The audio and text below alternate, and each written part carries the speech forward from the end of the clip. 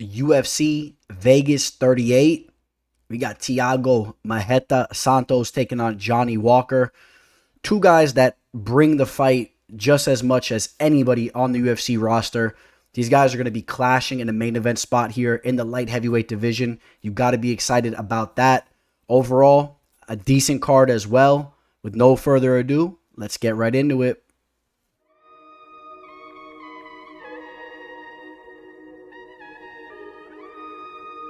The teller, the teller, the teller.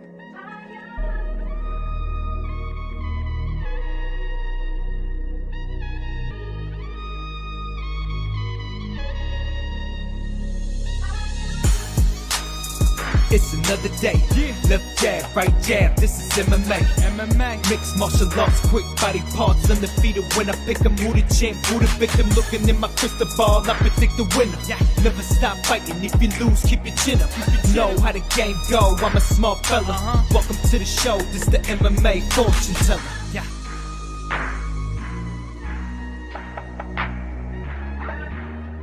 The MMA fortune teller. The teller, the teller, the teller, the teller. What is up, you guys? Great to be back in your guys' ears talking fights. UFC Vegas 38. We briefly touched upon the very exciting main event bout that we have taken place. I'm a big fan of both of these guys, Santos and Johnny Walker. I truly mean that anytime these guys step into the octagon, you know you're going to get your money's worth. Not that we put any money up to watch fights around here, but you guys know the saying. I guess you're going to get your time's worth when you watch these guys fight. Other than that, Kevin Holland makes his return to the octagon. A brief little hiatus, at least in regards of Kevin Holland, in regards to Kevin Holland's time frame, as active as he's been. He's supposedly been working on his wrestling. We'll see how he fares against a tough grappler in Daukaus. Niko Price taking on Alex Oliveira. It's a very exciting match as well. And, as we go through the card, I mean, there's spots here. Antonina Shevchenko taking on Casey O'Neill. I'm decently intrigued with that matchup. I like this girl, Casey O'Neill. Joe Solecki. You guys know I've had him on the show. I think that he's a very promising fighter in the lightweight division. Overall, like I said, there's some spots here. And we're going to get into this entire fight card. If you guys could, please hit that like button for me. It would really, really be appreciated if you guys could do that. Hit that subscribe button as well. I'm just on the verge of hitting 4,000 subscribers, which is pretty cool for me over here. But I'm sure you guys have heard these YouTubers talk about how it helps the algorithms when you hit the like button and whatnot. I don't necessarily claim to be some type of YouTube scientist and some guy that knows exactly how that all works, but I do claim to know that it will help my channel out. So if you could just click that like button for me, maybe it'll help my channel grow a little bit more so, and maybe I could reach out to some other MMA fans that are not familiar with my channel, and that would be cool. So I appreciate all of you guys as always. I highly, highly appreciate you guys. You guys know the routine. We're going to be taking a look back at UFC 266, which was an amazing card that took place this past Saturday. We're going to talk about the bets that we targeted, the bets that we hit, the bets that we missed, the bets that we regretted not taking, and all those types of things in regards to UFC 266. It was an amazing fight card, and with no further ado, let's jump right into UFC 266. So definitely one of the better cards that we've had in some time. I mean, there was a lot of hype going into this card, and I think that it delivered in a major way. Of course, the cherry on the top was the main event. I mean, the main event was just ridiculous. One of the best championship fights I've ever seen. It was just absolutely amazing. It makes my hair stand up even just thinking about how that fight took place. But other than that, there was just a lot of big-time fights. The Merab versus Marlon Moraes fight. We're going to brush upon all these fights here, but let's start at the bottom of the fight card. We won't take too long on this, but the first fight of the night was Omar Morales versus Jonathan Pierce. JSP, Jonathan Pierce, looked very, very good. I think that JSP is going to be giving some guys trouble in the division with his pace and his grappling. This was a play for me. Omar Morales was a guy that I've been very high on. I'm going to have to turn my back on him at this point now. 36 years old, showing holes in his grappling game. Yes, I've been a big fan of his striking. I love where he trains. I love the potential that he had. But like I said, I'm going to have to turn my back on Omar here.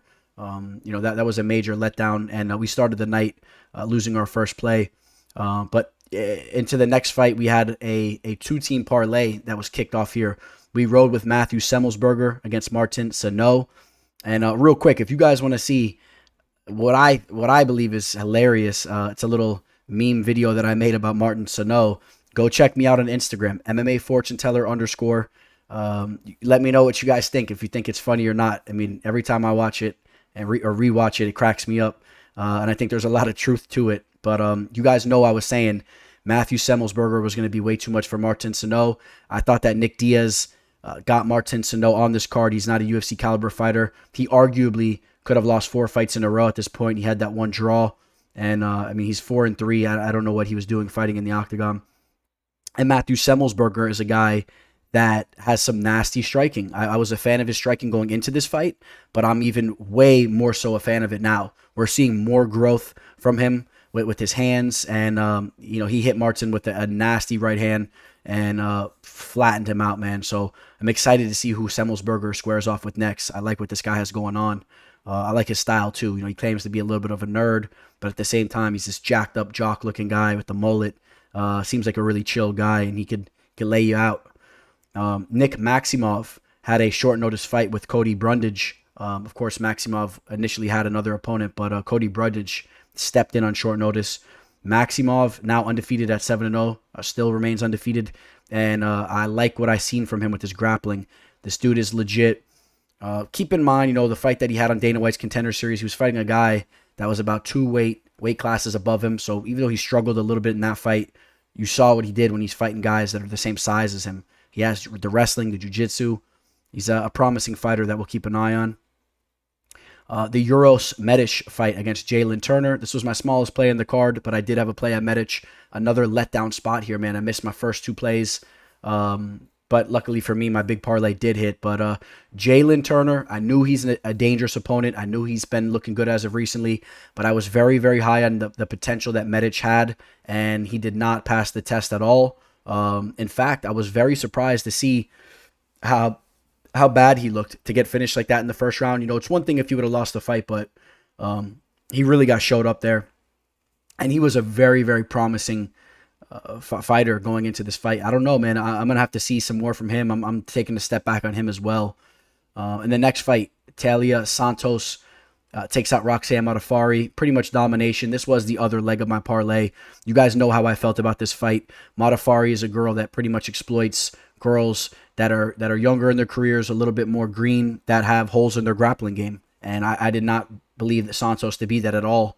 With going into this fight with 18 professional fights, she could strike, she can grapple, and you saw how that fight went. So that was a 5-unit parlay, my biggest play on the card, and luckily that parlay did come through to limit the damage of the night. And again, not a profitable night, but we've been killing it the last 3 months. You can't win every single card. It is what it is. You guys know I'm going to bounce back this upcoming weekend for UFC Vegas 38, and that's what it's all about. You can't chase money. You can't get crazy because you lose a couple plays here, start chasing. That's how you cause major damage, and you destroy all the work that you put in over time. So you gotta go back to the drawing board, pick your spots, and that's what we're gonna do here.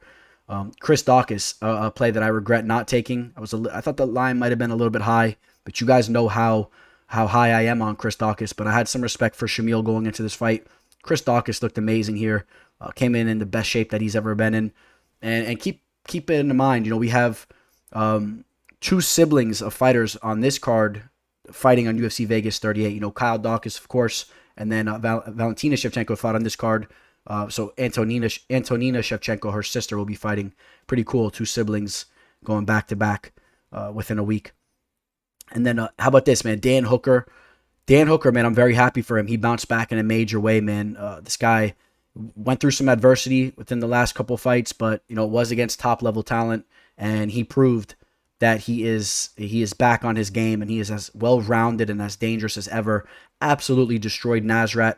I kind of question what was going on with Nasrat. He definitely looked to be a shell of himself. I mean, I know I'm not trying to take anything away from Dan, but Nasrat is a guy that usually goes in there and brings the fight one way or another, and he was very hesitant in there. I know he's been going through a lot flying in and all that with all the visa issues. But I know Dan Hooker had issues too, so you can't take nothing away from Dan there. But I don't know, man. I'm curious to see how Nasrat looks in his next fight, because that did not look like the Nasrat that I know. How about this fight? Merab Dvalishvili takes out Marlon Moraes, gets the finish in the second round. Once again, Marlon Moraes is just, he breaks down. He looks amazing in the first round, and then he starts to break down as the fight goes on, and it just seems that he just doesn't even have the potential to make it through a barn burner type of fight. He breaks down like a 1962 Oldsmobile. If they even make 1962 Oldsmobile, that's what came to mind. It's gonna break down. You're not going to be able to take it for a long ride, man. Marlon Moraes is just, there's something going on with him. But I don't know. Do 1962 Oldsmobiles, do they hit the line? Do they shoot off the line pretty quick? Because I will give credit to Marlon Moraes with the way he starts his fights. He looked amazing again in this fight in the first round. Just how he looked in the Henry Cejudo fight in the first round. Looked amazing. But he breaks down, man. And it's a shame, because it's exactly what I knew was going to happen. If he didn't get Merab out early, I had a feeling this was going to happen. And Merab is such a durable fighter, man. He's proven that now too. And he's just a beast with the grappling and everything. I'm so high on Merab, man. This guy is legit. And he could easily be holding gold in the near future. There's potential for that. I mean, there's some tough guys at the top of the division, but still, Merab can hang with anybody. I truly believe that. Jessica Andrade, big respect to her, going out there, getting the first round finish of Cynthia Calvillo. Not a lot of people can say that they've taken out Cynthia like that in the first round. Cynthia's a tough opponent. Jessica Andrade is so proven at this point in time. I mean, she's on her way to be a future Hall of Famer, in my opinion, at the trajectory that she's going. Curtis Blades survives the fight. I mean, he looked good. Had a nasty swollen eye.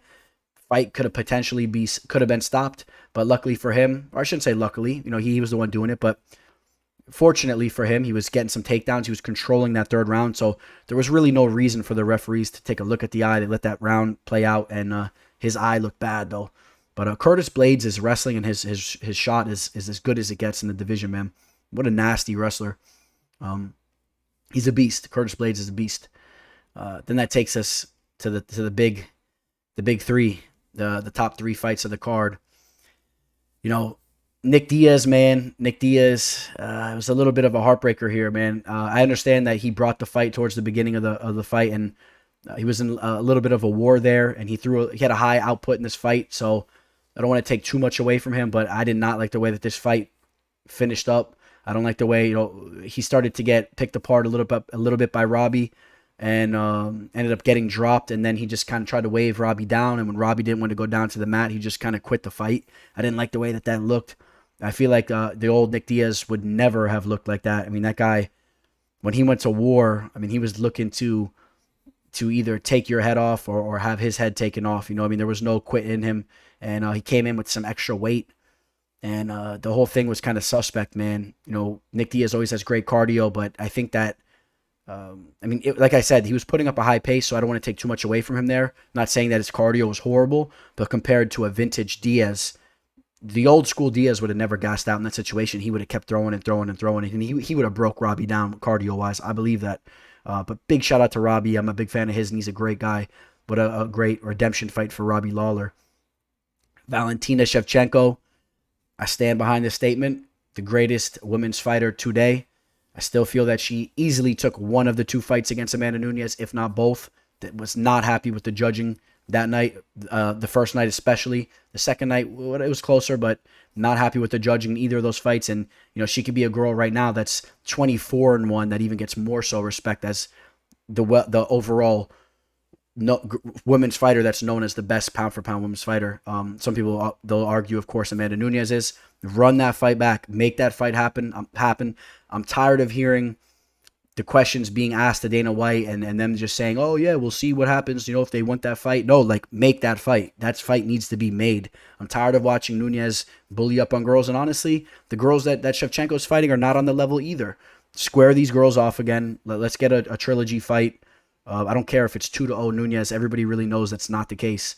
And that will take us to the main event. You want to talk about greatness and champions. Volkanovski has now proven himself to be, without a doubt, one of the best champions that we've ever seen grace the octagon. The performance that he just delivered was magnificent. I mean, what a performance. And big shout out to Brian Ortega as well. Brian Ortega, although he falls short again in a championship opportunity, I heard some people being harsh on him about that. You could not look at it like that. He was so young when he took the Holloway fight, and he showed to have the heart of a warrior, the way that he was holding up in that fight. And this fight too, he took so much damage. He was still throwing. And you see how dangerous he is on the mat with his grappling. I mean, you got to give him credit for the submission skills that he has. And then you also got to give Volkanovski a lot of respect for the way he didn't tap to those submissions, both of them. The ones that chained off back to back, the choke, and also the triangle as well. And Volkanovski's just a beast. He was gargling. He refused to tap. You had to put him unconscious. I truly believe that. But Volkanovski's just a beast. He's a beast of a man. And good luck to anybody that wants to square up with Volkanovski in the featherweight division. Unless maybe your name's Max Holloway. Max Holloway's a guy that could hang with him. Arguably beat him in his last fight. But those are the top guys in the division. But what an excellent card, man. UFC 266. I definitely enjoyed it. I don't know. How did you guys enjoy the fights? Let me know. Comment below. What was your favorite fight on the card? And I think it's about that time, man. We're going to talk some new fights. UFC Vegas 38. Let's go. Jumping into a little bit of a throwback fight here. A fight taking place in the bantamweight division. I don't know. To me, it seems like a little bit of a throwback fight. Johnny Eduardo has been around the way for some time now. Actually, 41 years old at this point. And Alejandro Turbo Perez. I mean, this is a guy, he hasn't been in there in 2 years and 2 months. And, he's a guy that a lot of people were high on back in the day. Excellent output. Has a lot of activity inside there. He's well-rounded. He pushes the pace on his opponents. Perez has been a guy that was really handling business for some time, some years back. Obviously lost his last 2 fights, so, having a little bit of a tough time. Eduardo only winning 1 of his last 3 fights. Perez is going to be the decent favorite here, right around minus 225. I'm going to jump right into the line before we even talk about this fight.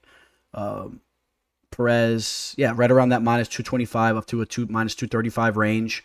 And keep this in mind. So Perez is going to have about a 4-inch reach disadvantage going into this fight, which is not necessarily something that's new to him. I know that there's been plenty of fights that he's been in where he's had a reach disadvantage, but he knows how to close the distance. He has excellent footwork.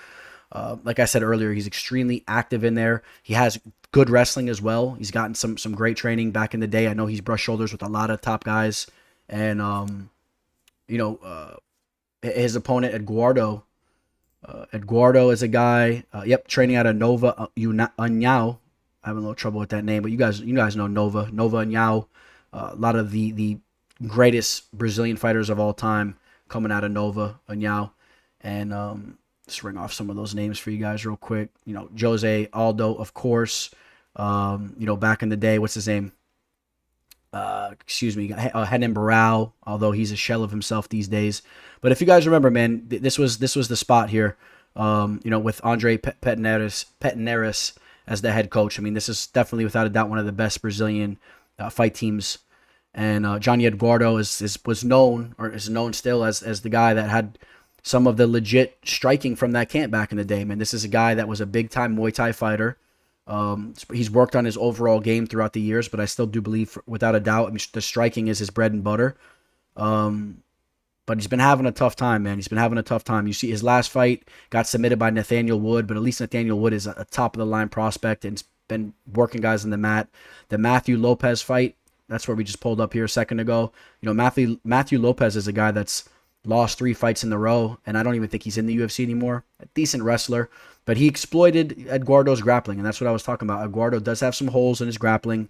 He's decent on the feet, but I think that Perez should be able to hang with him on the feet as well, and I think that Perez will be the overall better mixed martial artist here. I could see Perez, working some boxing, coming in and out, and then pushing Eduardo up against the cage, sneaking in a takedown or 2. If we see the vintage Perez from back in the day, if he's just as good as ever, he could definitely get some takedowns and he could hurt Eduardo on the mat.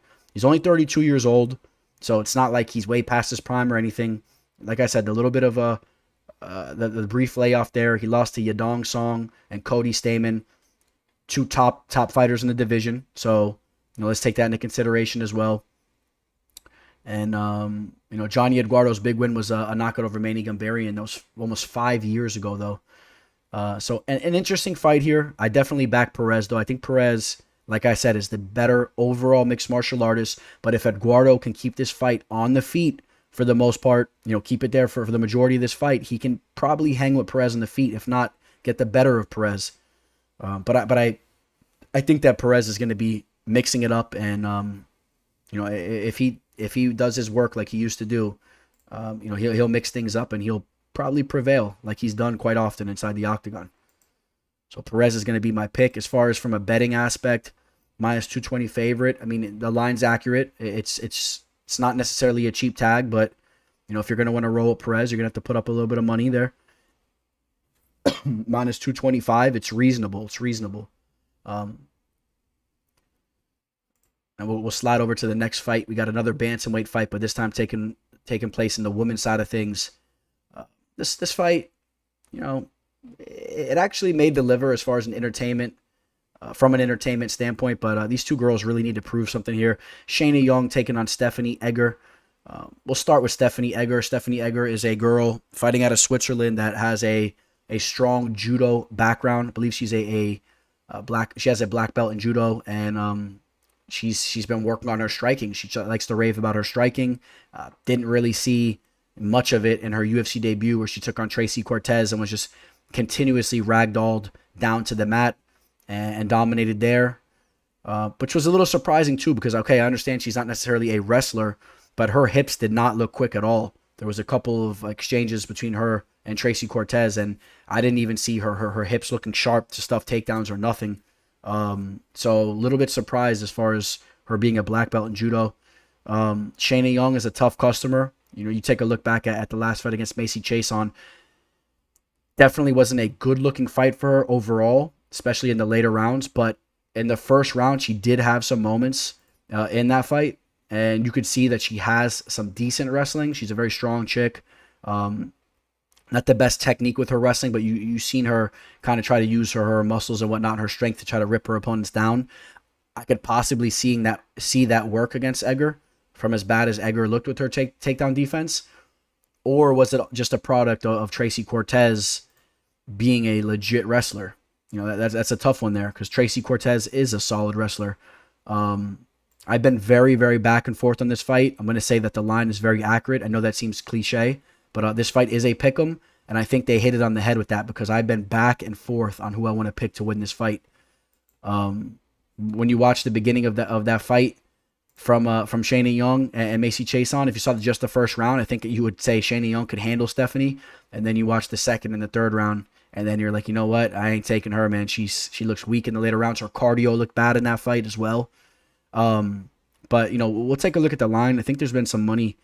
Let's see here.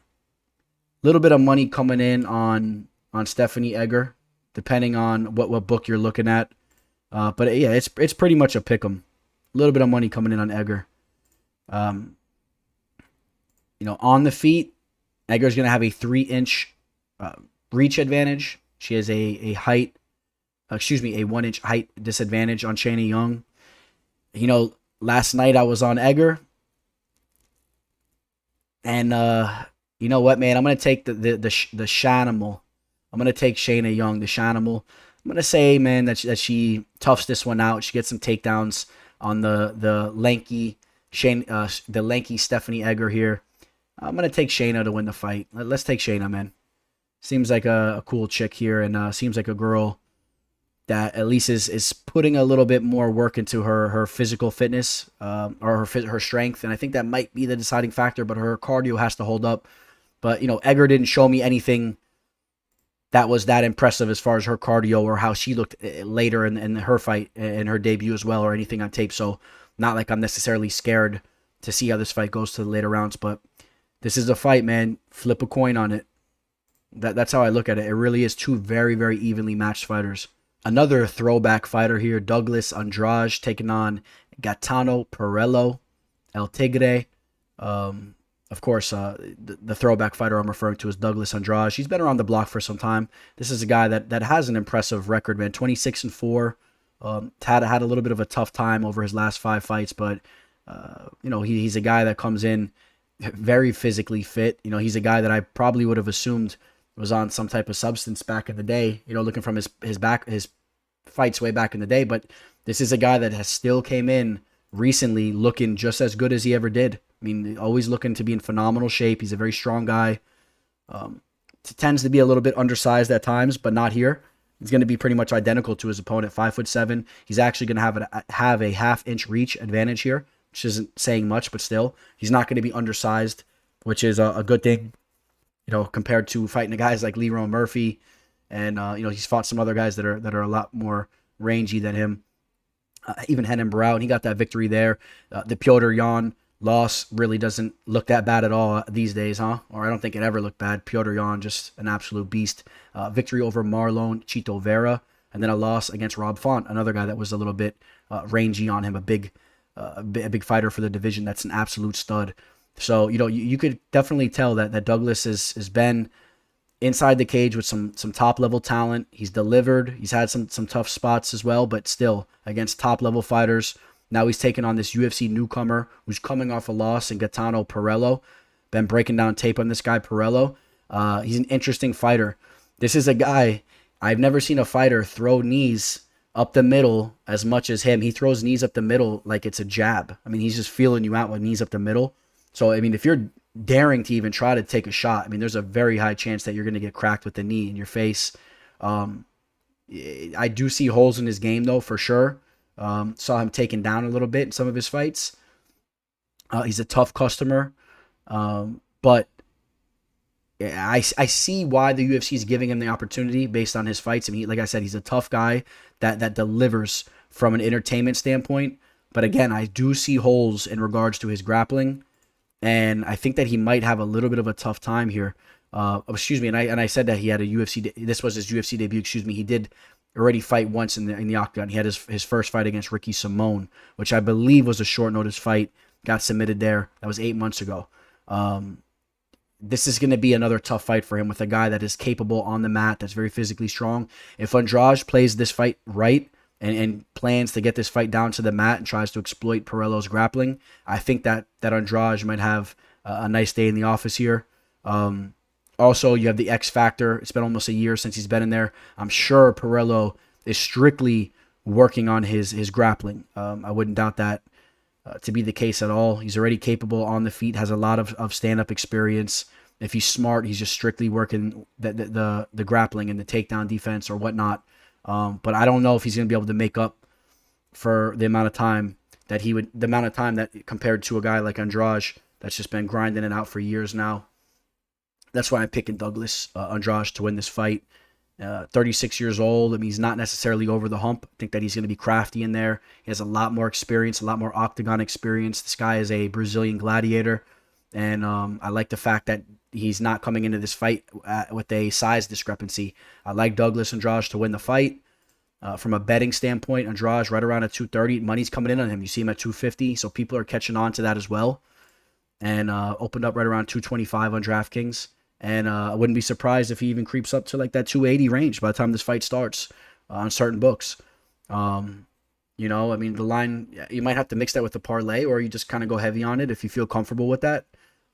Could be risky in the sense that Pirrello is capable on the feet, but I lean more to the side that I feel comfortable with Andrade winning this fight. I don't think it's that risky, to be honest. But Pirrello is a guy, like I said, that is capable on the feet and has some nasty strikes.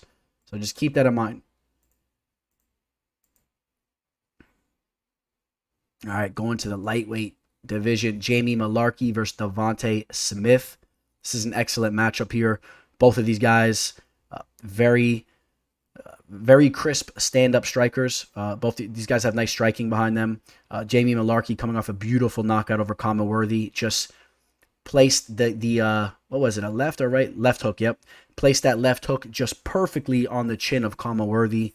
Kama Worthy is a guy that I've had on the show. I talked with him, man. Always seemed like a cool guy, but it was actually getting a little feisty with me over on my Instagram for whatever reason. I guess he wasn't really feeling my T-Wood hate. But, it was all in good fun. I like to make little memes and whatnot, but you guys know I'm not the biggest T-Wood fan, but Kama Worthy seems to be a big fan of his. He didn't like it. I think he might have unfollowed me or something too, but whatever. Mullarkey slept him in a nasty way. Mullarkey is a tough guy, man. Mullarkey made his UFC debut against Brad Riddell, and in a fight, Brad Riddell now is definitely one of the top guys in the division. He's a nasty fighter. And, Mullarkey has banged it out with some of the best Australian fighters even before coming to the UFC. He's been in there with Alexander Volkanovski. He's been in there with some top guys. He had a loss to Alexander Volkanovski. And again, his UFC debut against Brad Riddell. He has some nice wins throughout his record. I mean, he's been in there finishing guys. I didn't really like the Firas Zaim fight that he lost. I think, in retrospect, that's a fight that he should have went in there and took. We've been watching Firas Zaim. He's a very talented striker, but there's some holes in his game, and it's been kind of it's been out there as of recently when you watch his fights. It's been we've seen the holes in his game. If you pressure him and you really bring the fight to him, you can kind of break him. Mullarkey didn't really do that in that fight, but he's coming off a great win on Kama Worthy. He has some momentum behind him. He's definitely capable on the feet. Devonte Smith is a nasty striker, though. My gut was telling me Jamie Mullarkey for some reason when I was looking at this fight, from the last 2 weeks or so. But when you break down these guys on tape, you gotta know that Smith is the more crisp striker. I love his jab. His jab is very, very sharp, and he has more power in his hands. And when you see that and you kind of have the feeling, at least I have the feeling, this fight's going to be on the feet. It's going to be a stand-up fight. I got to side with the KO King Cage, whatever his nickname is now. He's putting Instagram. The KO King Cage UFC, which is King Cage is his nickname. But I got to side with Devonte here. He's a nasty striker that continuously puts guys out. I would not be surprised if he puts Mullarkey out here. Mullarkey has the potential to put him out too. I think this is going to be a banger, but I'll take the fighter that's a little bit more crisp to the punch. A guy that's a little bit sharper to the punch, and getting in some work here with Alexander Hernandez, who's also on the card. Who's this right here? It's been looking phenomenal. Luigi Vendramini. It's been looking very, very sharp. Although he did lose to Paddy the Batty, he looked good in the beginning of that fight, and he looked good in his fight before that. So getting it in with some top guys here. And, I got to side with Devonte Smith coming out of Factory X. Now, from a betting standpoint, maybe I say there's a little bit more value on Mullarkey, as I do feel this fight may play out in a couple different ways. Of course, Mullarkey coming in as the dog. You can get him right around plus 135. Maybe a little bit more value on Mullarkey. But at the end of the day, I do feel that Devonte Smith is the sharper fighter here. And I do favor him to win the fight. So Devonte Smith to win that fight right there. To win that fight. Karol Rosa taking on Bethe Correia.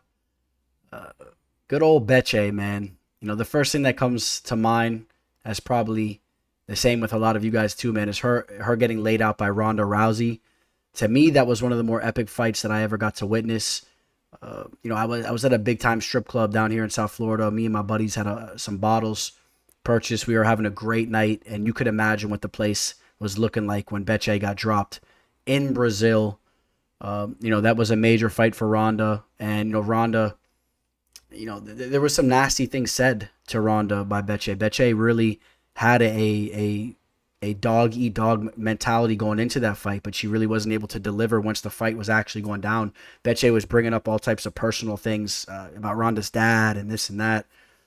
Which I'm not necessarily opposed to, man, if you want to try to get in your opponent's head, but you got to bring that same energy inside the octagon. And that night she did not. And looking back, it's really not a good look either, because we now know that Ronda really had nothing on the feet. So, I mean, that was basically just her freezing up Bethe and just landing a BS shot there. I don't know. Maybe I'm being hard on Ronda, but, I think that the level of competition these days is so different. But you got to give credit to Bethe. Betche's still hanging around the block. She's still competing at the age of 38 years old. She's been fighting top-level competition as of recently. Yeah, she lost to Holly Holmes. She lost to Irene Aldana, but was able to sneak out a victory against Sajara Eubanks, which is decently impressive. 2 years ago now. She lost her last fight to Pani Kianzad, who's very talented as well. Was able to kind of style on Bethe a little bit quicker with the jab and whatnot. And here we go. They're feeding Bethe to the wolves once again. Karol Rosa, a very talented up-and-coming fighter, 14-3. She's been stringing off victories, one after another. Very, very well-rounded. She has decent power in her hands. She could wrestle. She has some good skills on the mat. She can give you problems in a multitude of ways. Only 26 years old as well. Both these girls are going to have the same height, but Rosa's actually going to have a 3.5 reach advantage as well.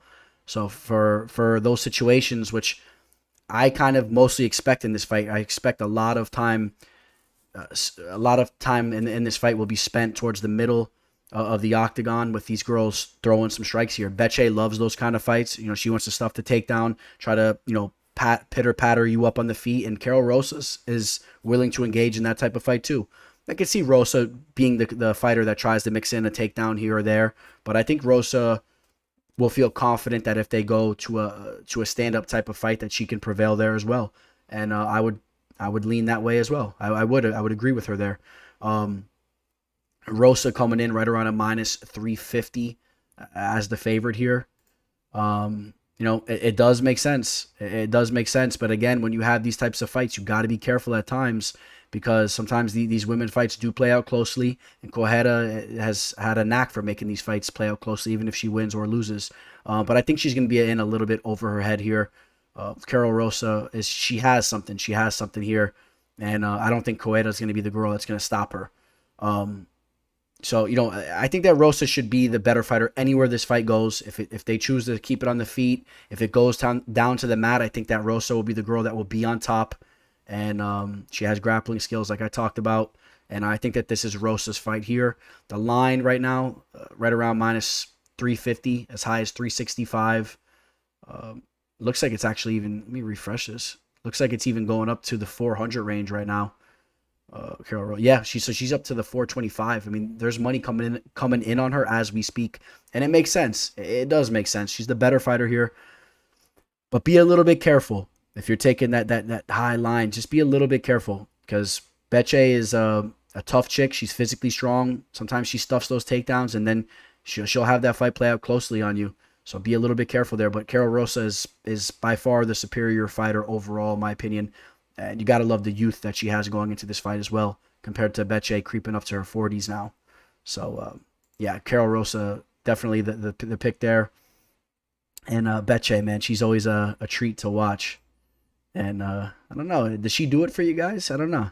Looks like a little bit of a mix of like some type of model mixed with a Shrek or something like that. I don't know. She's rocking the Rolex. Maybe that's your thing.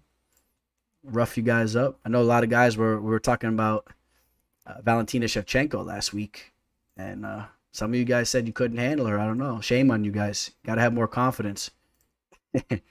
But Karol Rosa is definitely the pick there.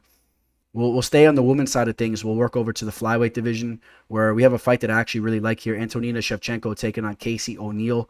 I've really liked what I've seen from this chick, Casey O'Neill. 7-0. She's undefeated. You got to love the performance she just put on against Lara Procopia, who is a tough customer. That's a solid win there. Whether how well known Lara's name is known right now, that's a whole different thing. She's a solid fighter. That was a big win. Casey dealt with some adversity in that fight, and she ended up getting the standing rear naked choke there. That was a solid victory for her there. Taking out Shayna Dobson also 7 months ago. That was a nice fight for her. And then, basically those were her two fights in the UFC. Antonina Shevchenko. Where do I start with this chick, man?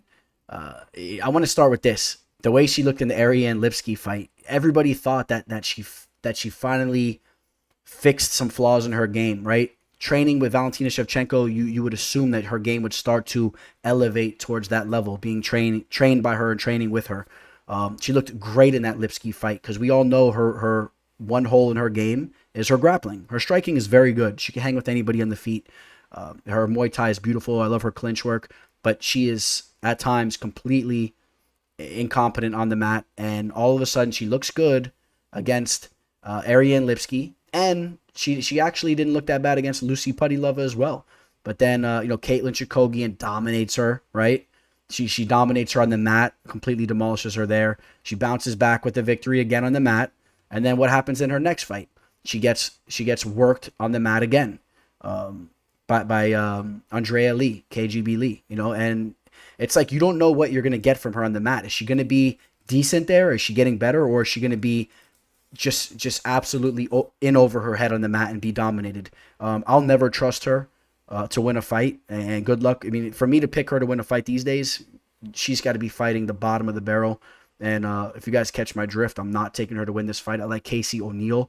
Casey's right around a -210 right now. Casey has grappling backing her in this fight, so good luck to Antonina. I think that the UFC is more so trying to set up Casey now to become a big name in the game, and they're going to basically say, hey, Antonina, if you can't figure it out, you can't keep the fight standing, that's not our problem anymore. You've had time to try to work on that and fix that up.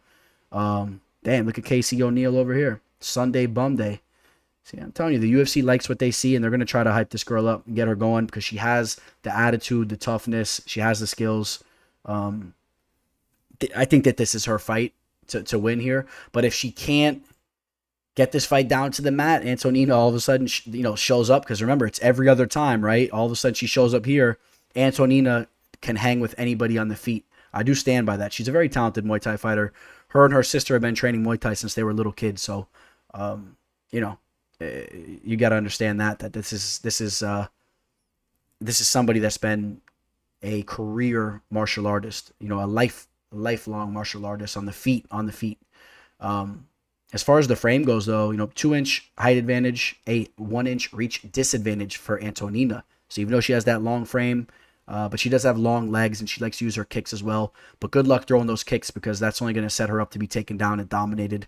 And again, Casey also working over at Tiger Muay Thai. So maybe these girls have some familiarity with each other. Not sure about that. But the grappling is going to be the key to this fight. How those grappling exchanges will play out. Will Antonina be able to avoid that or not? And I say that she's not able to avoid that. I don't see it happening. So I got Casey O'Neill to win the fight. A -210 line. In a female fight, it's not bad, really, in my opinion. From what we've seen from Antonina, she cannot be trusted. And -210, I'm not crazy. I'm not opposed to that. If you guys feel comfortable with that, I don't have nothing against that there. But don't let the line get too high on you. Sometimes those fights play out closely. And again, Casey has dealt with some adversity in there as well. She's been tagged up a little bit. She could work on her striking defense. That is something that we've seen from her too. So be a little bit wary about that. But overall, Casey O'Neill wins that fight, in my opinion. I'm very excited for this lightweight showdown. We got an MMA live discussion veteran in Joe Solecki taking on Jared Gordon, a guy I've had the pleasure of meeting at a Titan FC event. Really, really cool dude. You guys know the deal with Jared anyway. You guys know this guy is as pure as it gets. And Joe Solecki is as well. Had the pleasure of chatting it up with him for over, 40-something minutes. He's definitely a legit guy. So two really, really solid individuals squaring off here. Stylistically, this is an awesome match as well. Joe Solecki. Again, if you guys want to check out my interview with him, it's there. It's a MMA live discussion number 25. You guys can catch that in my archives here in the channel. And Joe Solecki is a nasty jiu-jitsu practitioner, a nasty grappler. He's been going out there and working these guys on the mat. Submitted Austin Hubert in the first round. Was able to get the victory over Jim Miller, a Brazilian jiu-jitsu black belt, and an overall legend of the game. Defeated Matt Wyman in his UFC debut, and again pulled off the submission choke on Dana White's Contender Series. So 4 fights in a row under the UFC banner, or working with the UFC, however you want to consider that Dana White's Contender Series fight. And now, what I would say, this is a step up in competition, though. I don't think any of these guys are really on the level of Jared Gordon right now, the way Jared Gordon has been fighting. Jared Gordon has been really, really handling business, dominating Danny Chavez, pulling off that victory over Chris Fishgold, just brutalizing these guys with the grappling, just pushing the pace and just smashing these guys down to the mat. This guy is as tough as it gets. He refuses to quit with his takedowns, and his goal is to get on top of you and try to begin to smash you and work you on the mat. And even if he's not finishing you, he's just dominating the fight. He's getting these rounds. He's winning these fights. And you got to love where he's training. He's training over at Sanford MMA, which is, in my opinion, one of the better things going on in the game right now as far as training goes. You see him over there with Saul Rogers and Christos Giagos, but definitely understand that it goes way, way deeper than that. There's just so much talent over there. I mean, Gordon has all types of guys to work with. Some of the best strikers in the world, some of the best jiu-jitsu guys, the best wrestlers, you name it. It's all going down over there. And I think that's the reason why that Gordon has been looking as good as he's been looking as of recently. I think he's definitely creeping up to the pinnacle of his game, of his talent. He's reaching the strides to reach the best version of Jared Gordon. And I was giving him a little bit of I was teasing him a little bit because I'm from South Florida and I know what these neighborhoods consist of. A lot of old people complaining about what you're doing at the pool. So I was teasing Gordon. I said, watch out for the old people out there giving you a hard time. What did I say? Here we go. Jared, don't be cutting in on the old timers pool time over there in Boca. I know how it goes down over here.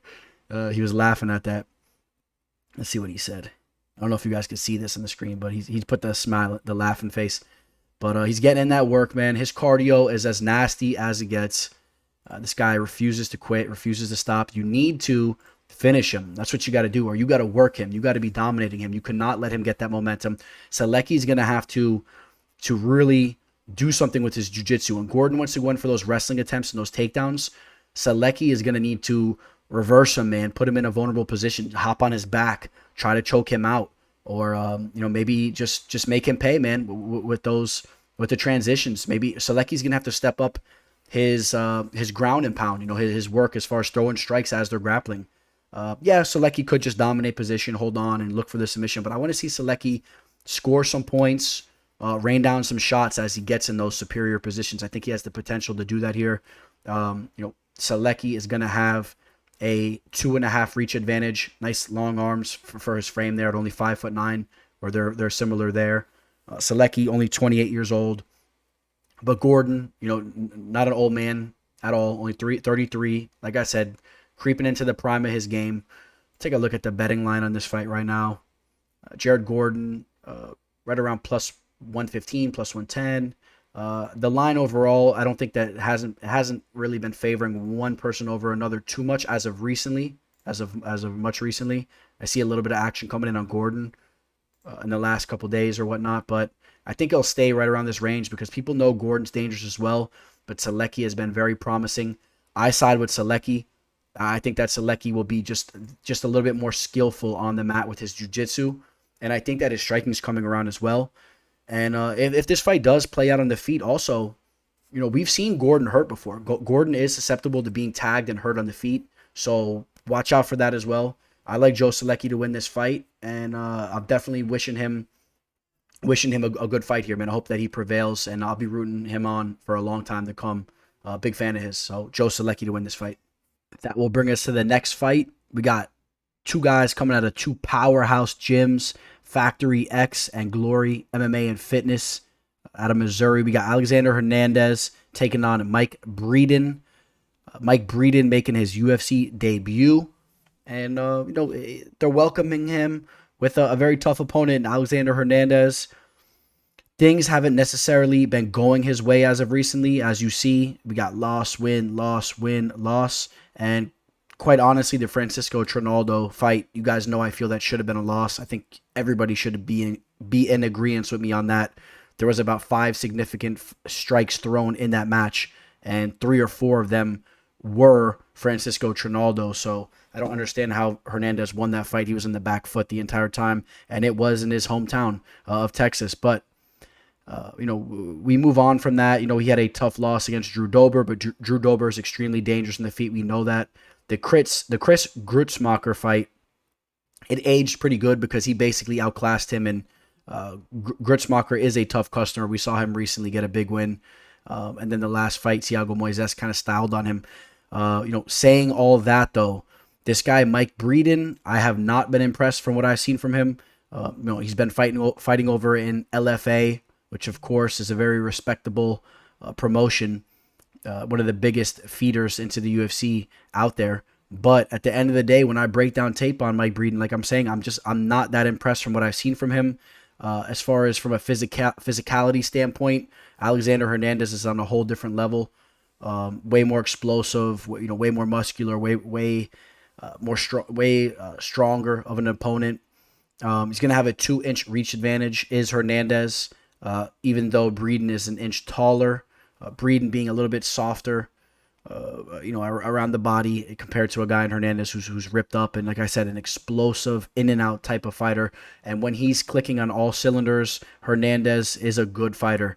The thing is with him, in my opinion, is you don't always know what you're getting from him. And that's a big question mark. What kind of Hernandez is going to show up? Sometimes he's extremely motivated and just seems to be on point, like the Chris Grutzmacher fight, or of course, his UFC debut against Beneil Dariush. He was firing on all cylinders with the nasty knockout victory he landed there. But again, it's not always what we get.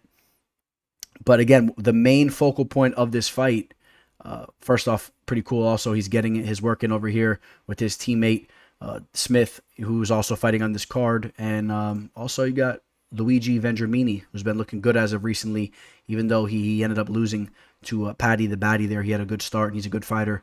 But it's going to come down to, does Alexander Hernandez deliver here? Does he have the confidence? Does he go into this fight with like a man on a mission? Because I feel like if he does so, he is the superior fighter here, and he should welcome Mike Breeden with a nice fat L to the UFC here. Mike Breeden, I just rewatched his fight against Nick Compton, a fight that was about 4 months ago. You can pull that up on YouTube. He was caught in an armbar. He was able to escape it, but overall just was not impressive in that fight, and I think that Hernandez will be a little bit too much for him. Hernandez, right now, the line on Hernandez is right around minus 500. It's a high line. That's a high line. If you're going to try to parlay that, you're not going to get much back in return on a tag like that. You imagine you throw that parlay together, or you take him straight up and throw the whole entire bank on him, and imagine he just doesn't show up. He's not active in there, and all of a sudden this guy Mike Breeden, who's training out of Glory MMA Fitness with James Krause and all those boys who have definitely been doing their thing. Imagine all of a sudden, he rises to the occasion and makes this a close fight, and all of a sudden, all that risk for what? So just, that's kind of the way that I'm looking at this fight. That's the lens I'm looking into this fight at. The minus 500 line is probably a little high for me. And but at the end of the day, I just don't think that Breeden's going to be on his level from what I've seen. And you guys can pull up tape on him, and I'm sure a lot of you guys would agree with me. Comment below. Nothing really impressive coming from Mike Breeden, in my opinion. So gotta side with Hernandez there, who is now 29 years old, and he's creeping into the prime of his career. He needs to really start to do something here, because if he doesn't, there's a lot of guys getting signed by the UFC. We see it over with Dana White's Contender Series. The lightweight division is as crowded as could be, one of the more packed weight divisions. So Hernandez needs to deliver here. If he has a lackluster performance, you better watch out, Hernandez, man. I don't know if this loss type performances are going to keep you in high spirits there at the UFC. So that's kind of my take on that in this fight here. And we will move on to the next fight. And we are cruising through the main card here. Aspen Ladd taking on Macy Chiasson. This is a fight that was supposed to take place a while back. Unfortunately, it did get scratched. Coming from Macy Chiasson's side, she had a little bit of an issue there. I remember seeing interviews with her leading into the fight. And to be quite honest, I don't know about her. She seemed like she was a little bit intimidated by Ladd in a sense. Yeah, she has that attitude where she's saying, "Oh yeah, basically whatever is going to happen is going to happen, and I'm ready to go in there and throw down." But at the end of the day, she was kind of saying some things that kind of slighted that Ladd is the more talented fighter, which I never like to hear a fighter say. How does a fighter admit that another fighter is better than them, or so-called better or more talented? I didn't like that. She should have been. Especially where they're at. She's 7-1, Aspen Ladd's 9-1, and she was talking about, I don't know why Aspen Ladd wants to fight me. She's so much higher in the ranks, and I'm just trying to work my way to the top. I don't know why she's bullying me. She's calling me out. I don't like that type of attitude. Chiasson is supposed to be the bully. We've seen her go in there and destroy girls, like Sarah Moras and Gina Mazzani. Not very high level caliber of opponents, but nevertheless, you want to keep that same attitude towards the higher level fighters. So Chiasson, I don't know about her, man. She's a little bit questionable. The Lena Landsberg fight was a horrible fight for her. She was a big favorite going into that fight, and she was completely stifled against the cage, held there. And I'm not even that high in Lena, so But Macy Chiasson is a powerful girl. Excuse me there. A little tongue twister. But I've been talking all day, guys. But she is a powerful girl, and if she gets on top of you, she could definitely rain down some nasty ground and pound. Her striking on the feet is a little loopy. It's not the tightest of striking, but she has a nice reach, 72-inch reach there. She has a nice 6-inch reach advantage over Aspen Ladd. But Aspen Ladd, in my opinion, is the more crisp striker. Her boxing is very much underrated, man. She throws nice tight hooks. Her jab's good. She was finished on the feet by Germaine de Randamie and a big spot there. But you know what? Germaine de Randamie is a nasty striker. That was I think that was a main event fight. And you know what? It didn't go her way that time, but she's very young. She learned from it. You got to love the way that she came back in her last fight, where she ended up getting that finish over Yana Kunitskaya, who's very talented and a very tough opponent. And that was coming back after the knee surgeries and all that. So mentally, Aspen Ladd is as tough as they get. And she has a knack for getting on top of her opponents and flattening them out, taking their backs, and really doing damage, raining down shots, screaming as she's hitting them. She basically scares her opponents sometimes into basically just wilting in there. And mentally, I just feel she's so much more superior than Macy Chiasson here. The only X factor is that Macy Chiasson is a very talented fighter as well. I do believe she has some skills behind her, but I like Ladd here. And her line is right about minus 200 last I looked, right around, with money coming in on her. She's up as high as minus 240 now, exactly as I expected the line to start to creep her way. If you remember the way the line went the last time this fight was announced. I like Aspen Ladd. She's always out and about, putting in work with her dogs, man. Her cardio's good. She's out there hiking. She's just a very active girl. And you don't see a lot of girls as stout and as strong as she is naturally.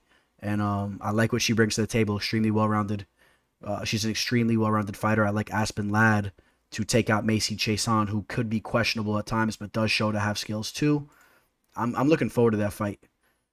And Macy Chiasson says, let's bring back the back muscles. We'll see if she's looking like that at the weigh-ins. Again, a very rangy, muscular girl. I mean, she's very physically fit. She has a good frame for the weight division as well. She's just a little slow at times. She's kind of baby giraffe-like with her takedowns and her takedown defense, with her grappling overall. She's kind of a little awkward at times, but she's still strong. I just think Aspen Ladd will be a little bit tighter with her techniques in there. So yeah, Aspen Ladd is the pick there. And that's going to cruise us up to the Misha Cirkunov versus Krzysztof Jotko fight. Misha Cirkunov dropping down to the middleweight division. I like this move here. I'm very, very curious to see how he's going to look down there. He's a big dude, 6'3" with a 77-inch reach, same as Krzysztof with the 77. Misha, a very muscular guy, so I could see how he's making the drop. Just lay off the weights a little bit, maybe cut down on some of the higher protein foods or whatnot. Maybe not, I don't know. But I mean, it shouldn't be that hard for the guy to cut down in weight. He carries a lot of muscle, basically, is my point. And if you're hitting the trails like this and you're floating in the meantime while you're out there, I'm sure that's shredding pounds as well. I expect his cardio to be very good going into this fight. I do. I think that he can really push the pace here. He's looked good in the past as well. An excellent grappler. Misha is a guy that pulls off all types of submissions in there. He's very, very sound with his grappling skills. He's strong. Can pull off all types of power submissions on you. I mean, you take a look at what he's done. I mean, Misha has pulled off, you name it, Peruvian necktie against Jimmy Crute. That was beautiful. Arm triangle choke, guillotines, neck jaw crank against Alex Nicholson, arm bars. I mean, you name it. He finishes people with the strikes as well. It's funny, Alex Nicholson, I think he's supposed to be getting a fight on Jorge Masvidal's little promotion, the Game Bread promotion. I don't know if you guys know him. He is the baby's father of Hannah Goldie, and an ex-UFC fighter who fought in PFL, and he's a kind of a guy that has a big mouth, but he seems kind of entertaining at the same time. I would like to see him make his way back to the UFC, to be honest. I mean, he is a fight finisher, but he went through some tough fights, but keep an eye on that name, Alex Nicholson. But look at the guys that he's taken out besides Nicholson: Kutilaba, Nikita Krylov, Patrick Cummings, Jimmy Crute, a big one. His last fight, Ryan Spann, Ryan Spann, he cracked him, man. He cracked him early. It's at the light heavyweight division. You know the deal with Ryan Spann. If he lands on you, early, he could definitely take you out. There's a lot of power there, and Misha made a mistake there. I don't necessarily see the power. I don't see that type of power coming from Jotko in this fight, although Jotko is very quick. He's a quick fighter. He might have the speed. He should have the speed advantage in this fight. I do believe that. Let's see here. A second, guys. Yeah, I had a. Let me see here. Yeah, this was when I bumped into Jotko at a Duffy's. This was a UFC fight night. You know, he was double fisting. I don't know if that sounds right, but he was double fisting. He was double shouldering. He had 2 girls with him, so doing his thing is Jotko. He's a big boy too. And this was a guy that had a lot of hype at one point in time. He had some tough fights. Got knocked out by Brad Tavares. Lost a couple fights before that as well. Lost to Sean Strickland recently, but that was a barn burner, 3-rounder. And Sean Strickland is doing his thing right now. This is a fight that I really have it capped very closely. Not really crazy, but a minus 160 line on Jotko. So, you know, I'm going to pick Misha to win this fight. I'm going to say that Misha shows up for this fight in phenomenal shape, and him making his middleweight debut, I think it's going to go smoothly for him. Or maybe not smoothly, but I think he'll handle business at the end of the day. This is a guy that has a lot of tools in his arsenal. Like I said, with the grappling, he has some power with his hands. I believe he's a southpaw. He's a little tricky there too as well. I'm curious to see what he looks like at the middleweight division, and I'm going to take Misha to win this fight. And look at big country over here. Rub that belly up. There's Misha in the back. Yeah, let's see how Misha does in his middleweight debut. Should be a good one there. As far as, and we talked about the betting line. I mean, I think there's more value coming on Misha's side. It should be a fight that's capped closer. Now, we talked earlier about how the main event is absolute fireworks, but what about this one right here? Niko Price taking on Alex Cowboy Oliveira. 2 very similar fighters in a lot of ways. Both of them with the longer frames for the division. Both of these guys bring the fight. They're kind of unorthodox in there. They can attack you from all angles. I mean, forget about Niko Price. We've seen him go in there and land some of the nastiest knockouts that we've ever seen. We know that. Knocking guys out off his back. This was the Randy Brown knockout. How about the up kick to James Vick? I was there live. The crowd went crazy for that fight. Alex Cowboy Oliveira, another guy that I've seen fight live a couple times. Saw him recently against Mike Perry. To be honest with you, I think that he's lost a little bit of a step as of recently. Wasn't crazy about the Randy Brown performance for sure. The Shavkat Rakhmonov fight, that guy's just a beast, so I didn't really look into that too much, but that was an early submission. A little bit questionable performance from Alex there. But, the Randy Brown one I didn't like, and before that, close fights with Peter Sabata and Max Griffin. And tends to be in very close fights. The Nicholas Dalby fight, a lot of people had him winning that fight. Keep an eye on that as well. But Cowboy Oliveira, man, I remember watching him against Gilbert Burns way back in the day. Was beating down Gilbert Burns, but ended up getting caught in an armbar there. He's still only 33 years old, so I do believe that he still has some stuff left in the tank. Niko Price is a guy. We talked about all the excitement and all the different things he could do, but also as of recently, not having the best performances to a degree. The Donald Cerrone fight, I think that was a major letdown, not getting the finish there. He should have went in there and finished Cerrone. I really believe that. Then in his last fight too, losing to Michel Pereira, who's a wild man, but still, these are fights that Price should be going in there and delivering on it if he really wants to be known as a guy that's known for more than just getting a flashy finish here and there. I mean, this is a guy that also has the skills to be a reputable fighter in the division, but you got to start stringing off victories, man. His last victory against James Vick, that was the knockout. That was almost 2 years ago, which is it's crazy to think, right? So yeah, that was probably before the whole world got all crazy, man. I went to that event. I had a blast up there. That was in Tampa, believe. Yes, believe that was in Tampa. But so I mean, these guys have so much similarities going into this fight. We'll pull up the betting line here. Niko Price right around a minus 150 over Cowboy Oliveira, and I have this line capped closer. Personally, I think that this fight should be the line should show that it's a little bit more of an evenly matched fight, in my opinion. I don't know how you feel so confident in taking Price that it's starting to jump up to that minus 155 range. I just think that there's so many similarities. And you guys have to realize, man, with Cowboy Oliveira, is on, he is a guy that's dangerous, and he might have a little bit more of a speed advantage to a degree with the strikes. Throws the strikes a little bit more straight at times. He's good with his jab and whatnot, where Niko can be a little bit loopy with those wild hooks as he tries to go for the finish. He's always throwing power shots in there. Both these guys throw nasty kicks. Both of these guys' ground games are pretty much evenly matched. But you know what, man? I've seen Cowboy Oliveira go in there and rip guys down to the mat with his wrestling before, and brutalize them on the mat too. So I'm going to take Cowboy Oliveira in this fight. I think there's more value on him in this fight. And like I said, I think it's a very close fight. But as far as the value, and you know what, why not roll with my old boy here, Alex Cowboy Oliveira, a guy that I'm a big fan of. But also I'm a big fan of Niko Price, man. These guys are like, you got like the white American version, and then you got the darker Brazilian dude version, however you want to say that, man. These guys are like twins, though, to a degree, man. I don't know. To me, they remind me a lot of each other, just from different parts of the world. I don't know. Something about them. They're just they're wild fighters. And it's gonna make to be a very good fight. I really believe that. So make sure you're tuned in for that. All right, guys, we made it to the co-main event of the card. We got Kevin, the Trailblazer Holland, taking on Kyle Daukaus. I think this is a nice matchup here.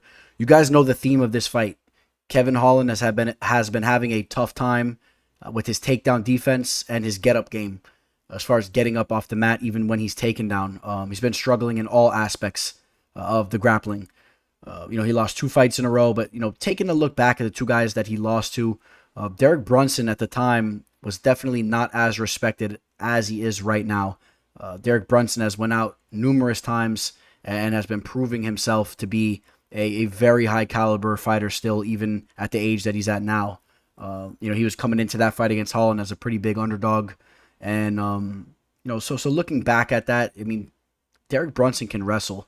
Marvin Vettori has an underrated ground game as well. I still think that there's no doubt that Holland needs to work on that aspect of his game, but maybe we were magnifying it a little bit.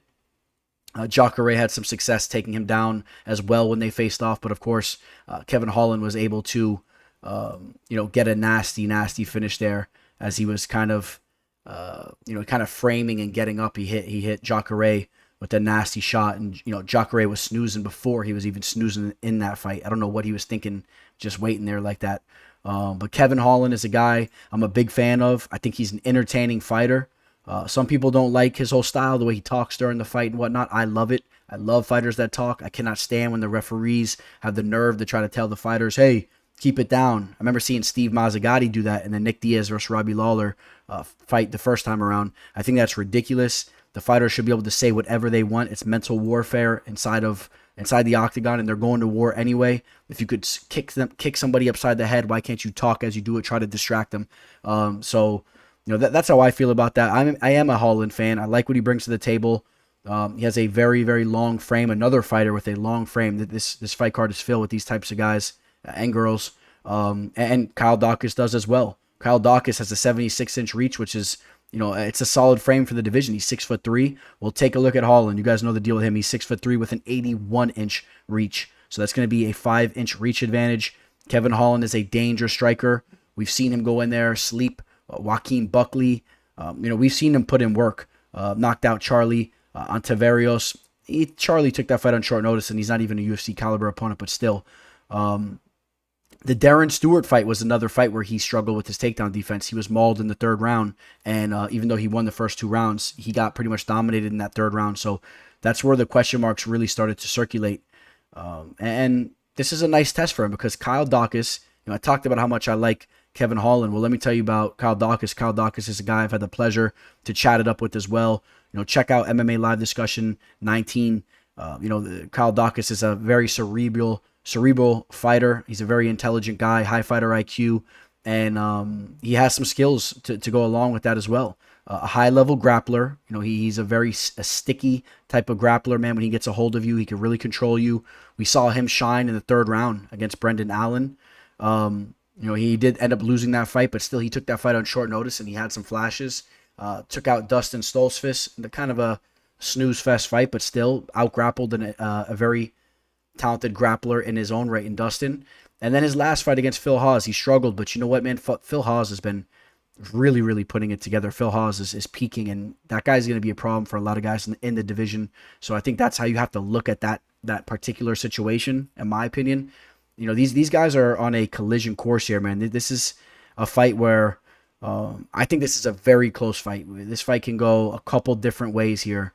You know, at the end of the day, though, I'm going to say that Kyle Daukaus is going to be very hungry after that loss, and I think Kyle Daukaus is going to have some success with the takedowns. I think he's going to be able to use his control game on the mats, and I think he can do some damage on Kevin Holland. I'm going to take Kyle Daukaus to defeat Kevin Holland, and that's saying something because I think that Kevin Holland does have a lot of talent. But the way that he was giving the takedowns to Derek Brunson when they were fighting was very, very questionable. You know, he was almost just willing to concede the takedowns way, way too easily, and that's something I don't like. It's one thing if you're getting out wrestled, but when you're just conceding them before the opponent even really solidifies the takedown, that's a problem. And that's the reason why I'm taking Daukaus here. I have a feeling Daukaus will get his takedowns in this fight, and when he does, I could see him just controlling Holland for the majority of the rounds and then sealing them off. And on the feet, I definitely edge Holland on the feet. He has the reach advantage. He's quicker to the punch. He is a better striker.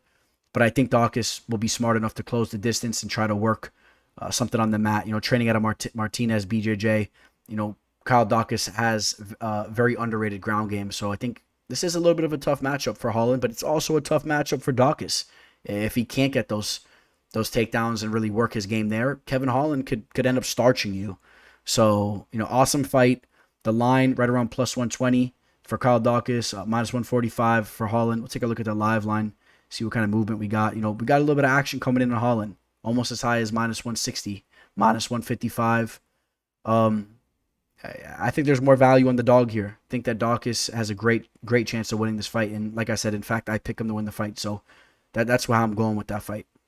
Hey, you guys, you looking for a new sports book? Look no further. I highly, highly recommend Bovada.lv to you guys. In my opinion, it's the best online sportsbook out there. I've been using them forever. I'll make it quick for you guys. You guys have been hearing me talk about Bovada.lv, you know, for some time now. It's just a great place for you guys to use your money to make some money betting sports, and of course, in particularly betting on MMA, betting on UFC fights.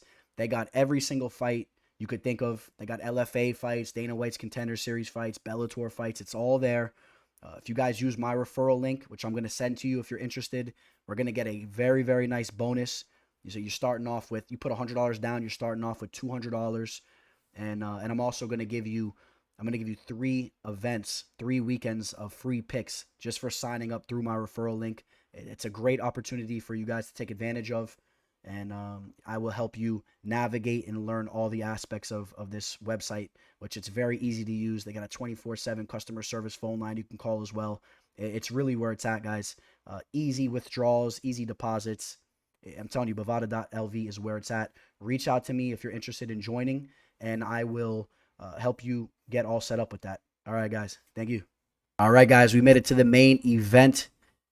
Guys, if this video wasn't my best one, man, excuse me, guys. I got a lot going on over here. I mean, as far as the breakdown, man, I put up plenty of time into the fight research. I'm talking more so me kind of losing my voice and stumbling over my words, man. I've had a crazy last couple days over here, as some of you guys might be able to tell, man. I like when I'm a little bit more clear-minded and have a coffee in front of me, but I got all types of things going on over here. But nevertheless, man, I still grind the tape, and as far as my predictions, man, this is definitely what I'm feeling. But just want to throw that out there, man. I'll make sure my upcoming videos will be a little bit sharper. Maybe I'm being hard on myself, but if you guys feel the same way. But here we are at the main event. Johnny Walker taking on Thiago Maheta Santos. I am super excited for this matchup. Both these guys bring the fight. It's excellent matchmaking. I do not think we're going to see this fight go all 5 rounds. I really don't. I think we're going to be seeing a finish in this fight. It could go either way. I'm going to get to who I think is probably going to more so be the guy getting the knockout in this fight. But I do think that it could go either way. Both these guys definitely have fight-ending abilities. Thiago Santos, Maheta, I mean, the tattoo on his chest says it all. I mean, this guy is a sledgehammer. When he connects, forget about it. The only guys that are the only guy that I could think that's surviving his shots like that, at least as of recently, is a guy like Glover Teixeira, who is just made out of rubber or some type of like tire. I don't even know. Whatever you want to say, man. Comment below. What is he made out of? Because that guy is just indestructible. I guess steel, just made out of steel. He's made out of like a bunch of mixed up old demolished cars. They just take everything, the tires, the steel, everything, and just melt it all up. And he's built out of whatever that is, because the guy is just, he is indestructible. The shots that he took in that fight, if you guys remember, Maheta landed some nasty shots in that fight in the first round. A lot of other guys were going to be finished by those strikes. I mean, I'm talking about 95% of the division. I truly believe that. I mean, he was cracking Glover. I remember that fight very vividly. But Glover survived it. You got to remember too, man, Maheta at the time was coming back from surgeries on his knees. He was, coming back from surgeries, and that's a big deal, man. I don't think he felt extremely confident in his legs as far as really, leaning on them to stuff those takedowns, and really, he didn't have his legs under him, in my opinion. He didn't have the confidence in his legs, man. I feel like now he's probably a lot more of a healed fighter. I think he has more confidence in his body since that whole operation and whatnot. And, and that can carry over to the power in your hands too, man. When your legs are under you more so, I mean, the power will translate even more so. I know he's got a lot of stuff going on in his life too. I think he just found out that he's going to be having a girl with,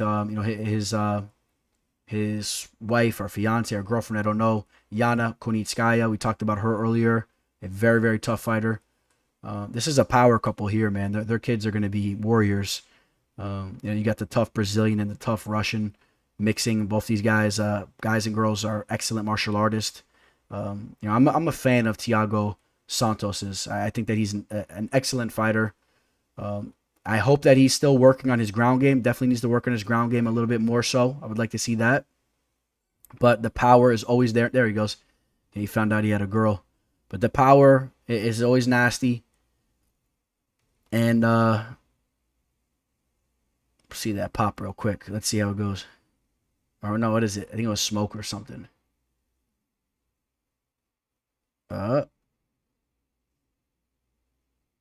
Pink, yeah, there we go. Florida, Estados Unidos. So I think in Florida and United States. It's funny, this could be anywhere, probably right by me. Imagine I was working out on the beach and I saw this happening. That'd be pretty funny, right? But Santos is the man here. Johnny Walker, an electrifying fighter as well. Definitely has a lot of things he needs to work on for sure. I think Thiago Santos is a lot quicker to the punch. He's a little bit more compact. Obviously, look, 6'2", 76-inch reach compared to the 6'6", 82-inch reach of Johnny Walker. Having a reach advantage or a reach, I guess you call it advantage. I'm contradicting myself, but having a longer reach is not always an advantage.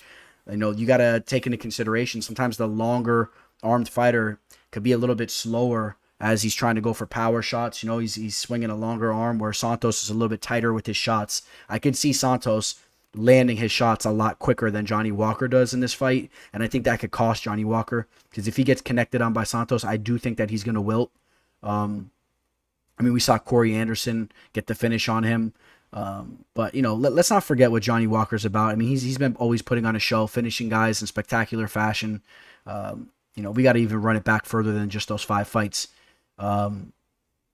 Starting with, got the victory on Dana White's Contender Series, but then the Khalil Roundtree, the elbows in the clinch was disgusting. The Justin Ledet knockout, the spinning back fist was amazing. The Misha Cirkunov, this is when he was on fire. Then he had the 2 setbacks, but you know what? He prevailed against Ryan Spann, so it's good to see that he got back in the win column.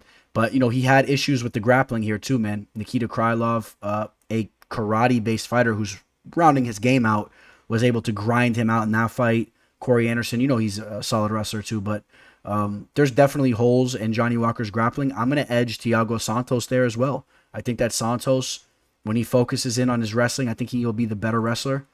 And, this is a fight, though, that's taking place in the light heavyweight division. If one person gets hit before the other, the fight could be over before the other fighter even had a chance to let things play out. One fight can end this fight very, very quickly. So Johnny Walker is definitely live in this fight. There's no question about that. I favor Maheta Santos in this fight, though. I do. I like everything that he's about. He gave John Jones, a run for his money with the torn ligaments there. Like I said, the Glover Teixeira was a tough fight for him. And then Alexander Rakic, a guy that continues to fly under the radar that I've been telling you about. Rakic is the real deal. We just keep talking about guys that lost against this guy, Rakic. He's a beast. And again, the John Jones split decision lost. It was a close fight. I got Thiago Maheta Santos here. Take a look at the live line. Santos right around a -170. So the line's not really too steep. Depending on your book, a little action going both ways there. Just also keep an eye on the fact that Johnny Walker is a very, very skilled athlete that is definitely grinding it out right now. He's trying to refine his overall game. So, does he look to be a whole different type of fighter in this fight? I don't know. Also, getting in work with SPG Ireland. So, depending on what your thoughts are on that, I mean, it's a solid gym. Coach Kavanaugh, pretty legit coach out there. Could definitely be a good thing for him. I know that he had some type of girlfriend or something that he departed with or whatever. I mean, maybe that was a distraction too. Maybe this is what he needed. I don't know. Actually, he might have went back. I think it was the girlfriend was in Ireland. I don't know. Whatever about that whole situation. But getting his game refined over there at SPG, we could see some strides from him with his overall game here. So don't be shocked if that's the case. 29 years old, he's getting close to his prime. He needs to do it now. He needs to really refine his game out right now.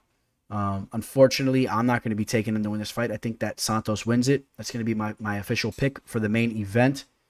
And that's going to wrap up the full card picks. Woo.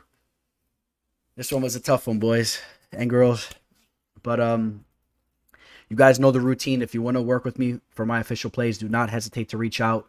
Please hit the like button on your guys' way out. And as far as a motivational speech or some type of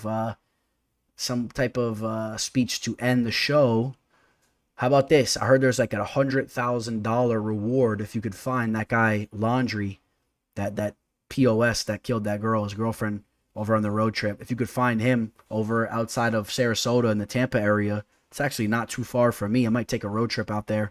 Dog the Bounty Hunter seems to have narrowed down where he was last seen in this park over there. You can look it up. So, maybe, go take a look for him. You can win $100,000 or you get $100,000 reward. Maybe that's my speech there, man. Maybe I'll make someone some good money out there. If you're in the area, strap up and go find that POS. All right, guys. And God bless that poor girl's soul. I'm sorry I forgot her name, but I know she's been all over the news. God bless that poor girl's soul. That story was just horrible. I don't know if you guys saw all the details. She seemed like a sweetheart. But, the world could be a crazy place, man. But I hope you guys all enjoy the fight taking place this Saturday, UFC Vegas 38. But also remember Dana White's Contender Series that takes place tonight, Tuesday. I'm filming this Tuesday afternoon here. Again, I've had a really, really busy day, a busy beginning of the week. So take it easy on me, guys. And I promise you I'll be coming back with that fire very soon here. We'll have more and more prediction videos coming out to you guys. All right, guys, I'm going to wrap up. Signing out. The Teller. The MMA Fortune Teller. The Teller. The Teller. The Teller. The Teller. The Teller. The Teller.